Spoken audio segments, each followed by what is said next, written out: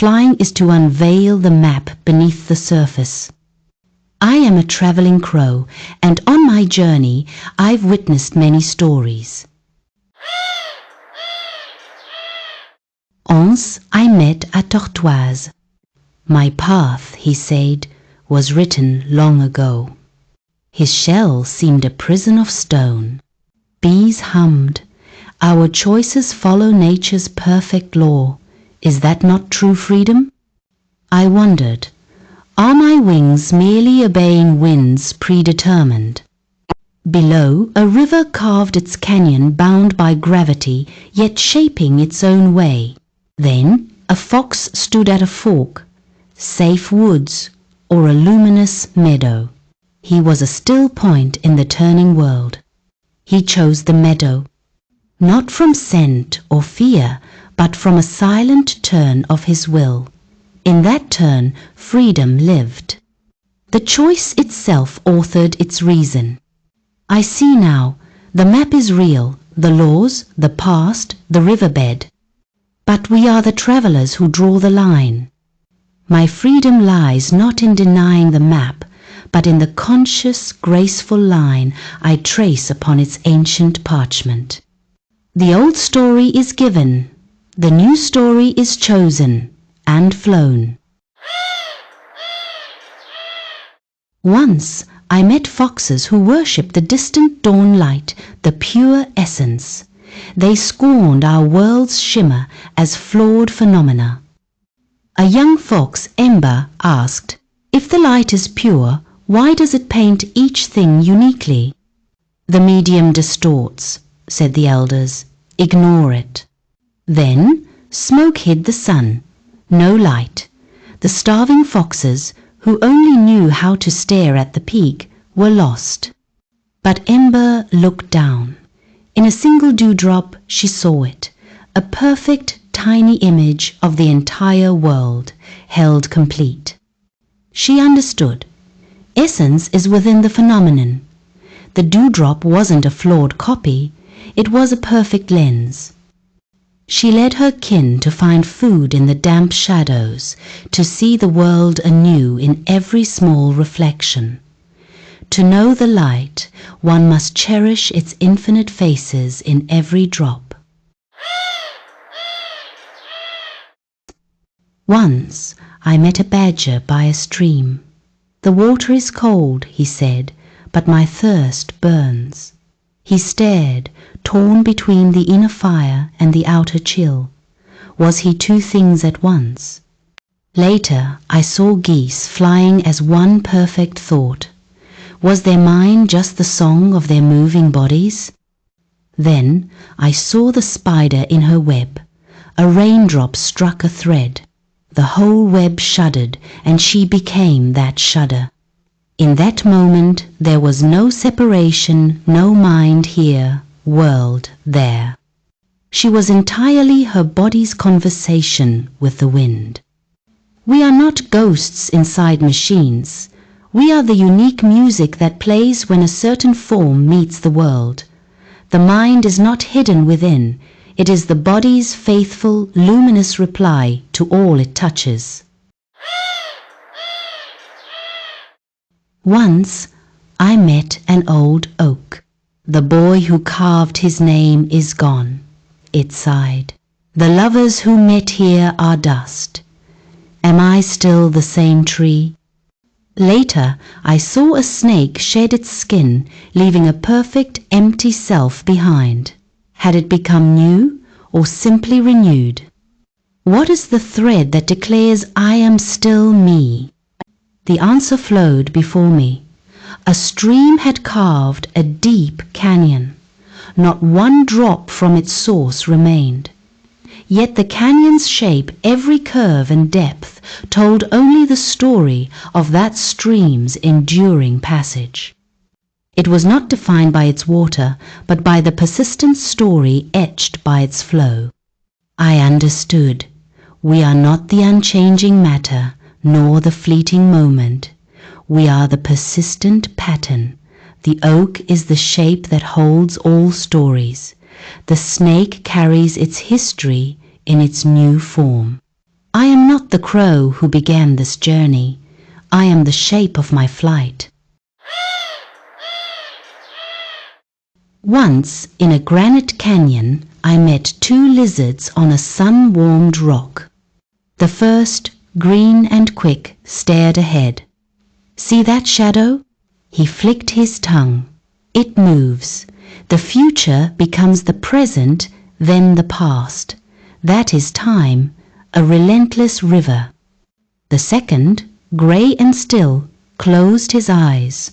The rock is, the shadow is, the memory of cool dawn is no less real than this noon sun. All moments past, present, future exist.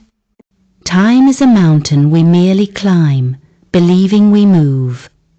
I soared upward, the canyon spreading below.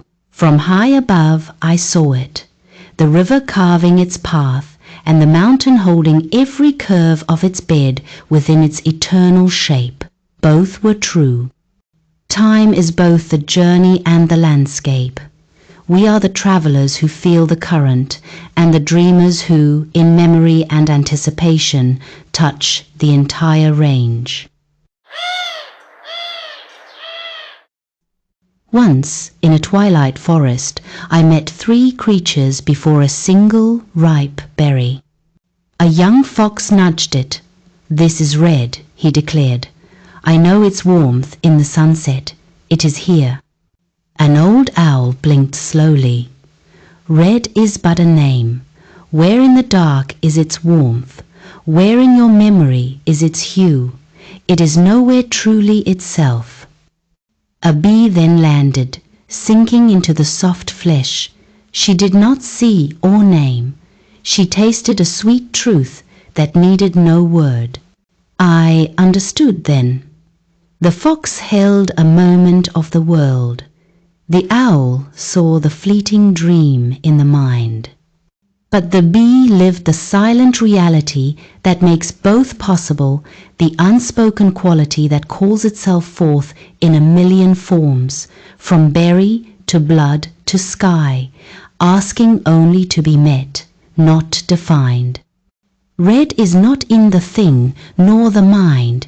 It is the silent conversation between them. Once I met an old badger at a crossroads of 7 paths. Each path, he said, his claws tracing the dirt, holds a world that could have been had my choices differed. His den, he explained, was not just a burrow, but a library of shadows, echoes of the scholar, the warrior, the hermit he might have been. But which is real? I asked. All and none, he rasped. The path I walk feels solid, the others feel like ghosts. But ask the rain if the path it didn't run down is less wet. Reality is simply the branch we happen to perch upon. He shuffled into his tunnel of roots, a creature living in one world, yet housing infinite others in his silent, dreaming bones. I flew on, and the forest below no longer seemed a single truth, but a shimmering tapestry of all possible forests, woven tight by a single, slender thread of what is. Once, in a barren field, I saw a lone hare staring intently at a stone. He trembled, whiskers twitching as if facing a profound mystery. "Why does the stone exist?" he whispered to the wind. "Why am I here to see it? Why is there something, not nothing?" A beetle, laboring nearby, paused. "It exists to be climbed," it said simply, and continued its journey over the stone's rough surface. The hare remained, consumed by the immensity of the question. The beetle experienced the only answer that ever matters. I realized then that existence asks two different things. It asks the haunting, unanswerable why, that echoes in the mind of the hare, and it asks the immediate, tangible how, that is answered by the beetle's climb by living, touching, being. We are all both creatures, haunted by the abyss of why, and saved, moment by moment, by the solid reality of how. Once I met two herons in a changing marsh. One stood on a single leg, motionless for days. "I hold my stillness against the flow," he said. "This is how I find the eternal." The other heron danced. He stepped with each shifting current, his reflection breaking and reforming in the muddy water. "I move with the flow," he sang. "Change itself is my constant." I watched them for a season. The still heron grew thin, his pole slowly sinking. The dancing heron grew strong, his steps becoming the rhythm of the marsh. Before the winter wind, the dancer took flight, his wings embracing the very air that promised change. The other remained, a statue to a permanence that never was. There is no stillness except in death.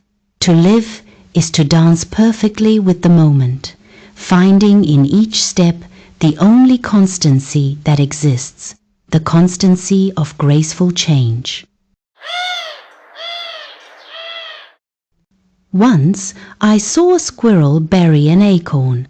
"This is the cause," he chattered proudly. "A great oak will be the effect." A magpie, watching, scoffed. "You saw an acorn, then you saw a tree long ago.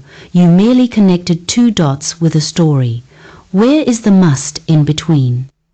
The wind blew, uncovering another buried acorn nearby. From it, a tiny seedling struggled not towards the sun, but sideways, crushed under a fallen branch. The squirrel fell silent. The magpie preened, victorious. But I saw deeper. The first law is not acorn becomes oak. It is acorn may become many things.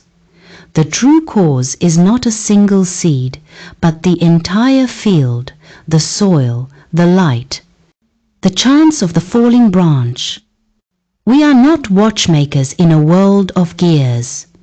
We are gardeners in a wild, whispering field of possibilities, mistaking our favorite flower for the only possible bloom.